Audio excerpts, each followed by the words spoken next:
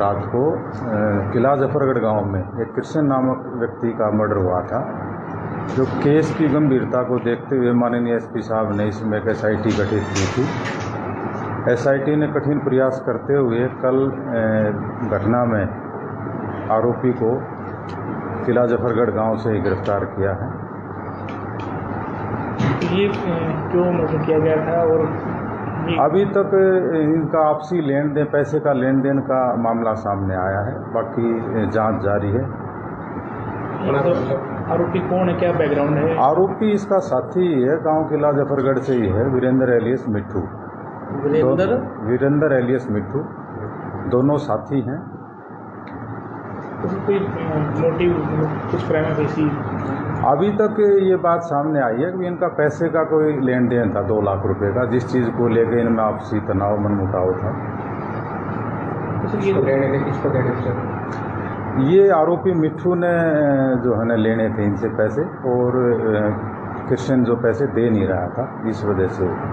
तो सर हत्या को किस प्रकार अंजाम दिया गया? इसको उससे 4 आदमियों के नाम सामने आए थे जी, उसमें भी मिट्ठू आरोपी बाई नेम आरोपी है जी सर जी। तो सर उस दौरान भी इन्वेस्टिगेशन की होगी पुलिस? हाँ जी। तो उसमें कैसे समझ सर? तब तक गिरफ्तारी को लेकर पुख्ता सबूत नहीं थे। जब तक एविडेंसेस कुछ सामने नहीं आती तो गिरफ्तार नहीं कर सकते। अब एविडेंसेस हमारे पास सफिशिएंट थी और इस आधार पर जो है ना आरोपी को कल गिरफ्तार किया गया। किस तरह के बताया सर, किस तरह हत्या की थी, किस तरह देखेगा छुपाया था कैसे? इसने शाम को, जैसे आप लोगों ने पहले फुटेज भी देखी थी, 8:30 बजे आरोपी ने इसको मृतक को बाइक से उतार दिया था और इसको कोई प्रलोभन दिया था, जो मैं अभी आपसे शेयर नहीं कर सकता। ये घर जाने के बाद आरोपी वापस आया था जिस स्थान पर इसने कृष्ण यानी मृतक को बैठने के लिए बोला था। ये चाहता था कि उसको खेत में ले जाके उसका मर्डर करे। जैसे दोनों खेत की तरफ चले, उसको आभास हो गया और वो वापस भागने लगा, तो इसने अपना वेपन निकाल के और रास्ते में ही उसको गोलियां मार दी। तो दोनों दोस्त थे? हाँ जी, दोनों दोस्त थे। तो जो असला इसमें हुआ है वो लाइसेंसी है?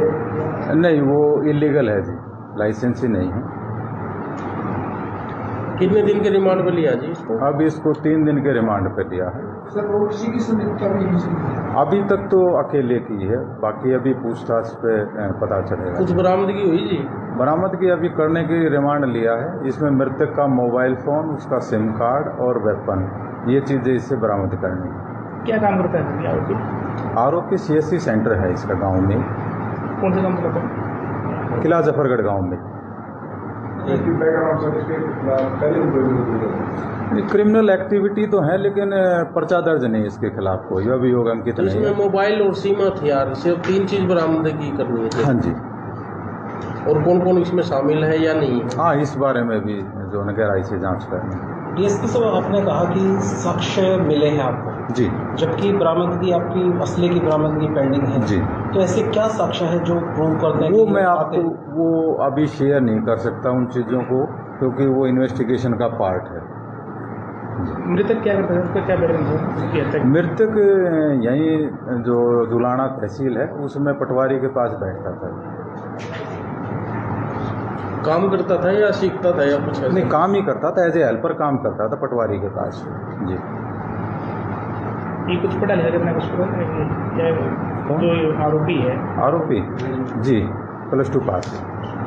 तो इसने कुछ बताया जी भाई ये कैसे स्कीम आई, ऐसे जाके मारूंगा इसको, योजना बनाई, किस तरह से कुछ? ये 15-20 दिन से इसके दिमाग में था कि मैं इसको मारूंगा। पहले भी इसने एक बार कोशिश की थी, जिस दिन इनका खेत में पानी को लेकर जाना था तो ये खेत में गया, लेकिन मृतक के साथ एक और था, तो ये 2 होने की वजह से जो है उस दिन ये घटना को अंजाम नहीं दे पाया।